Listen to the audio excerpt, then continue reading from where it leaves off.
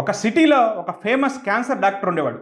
అతను చేసిన సేవలకు గాను వేరే సిటీలో అవార్డు అందుకోవడం కోసం ఒకరోజు విమానం ఎక్కి బయలుదేరతాడు. సాంకేతిక లోపాల వల్ల విమానం మధ్యలోనే ఆగిపోయి విమానాన్ని ల్యాండ్ చేసేస్తారు. అతను ఎలాగైనా అవార్డు అందుకోవాలని చెప్పి వేరే కారు మాట్లాడుకొని రోడ్డు మార్గాన వెళ్తూ ఉంటాడు. దారి మధ్యలో విపరీతమైన వర్షం, తుఫాను. కారు ఒక దగ్గర ఆగిపోతుంది. కారులోంచి బయటకు చూస్తే అక్కడ ఒక చిన్న ఇల్లు కనబడుతుంది. అతను ఆ కారు దిగి ఆ ఇంట్లోకి వెళ్తాడు.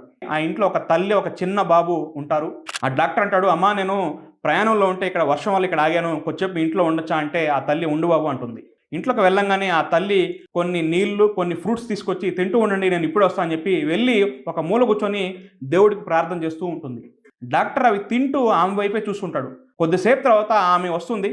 అప్పుడు డాక్టర్ అడుగుతాడు, ఏమమ్మా చాలా సేపు నుంచి ప్రార్థన చేస్తున్నావు, ఏం సమస్య అని అడుగుతాడు. అప్పుడు ఆమె అంటుంది, ఈ అబ్బాయి నా బాబు, ఇతనికి ఒక విచిత్రమైన క్యాన్సర్ వచ్చింది, ఎంతోమంది డాక్టర్లు చూపించాం కానీ నయం లేదు, కానీ ఫలానా సిటీలో ఒక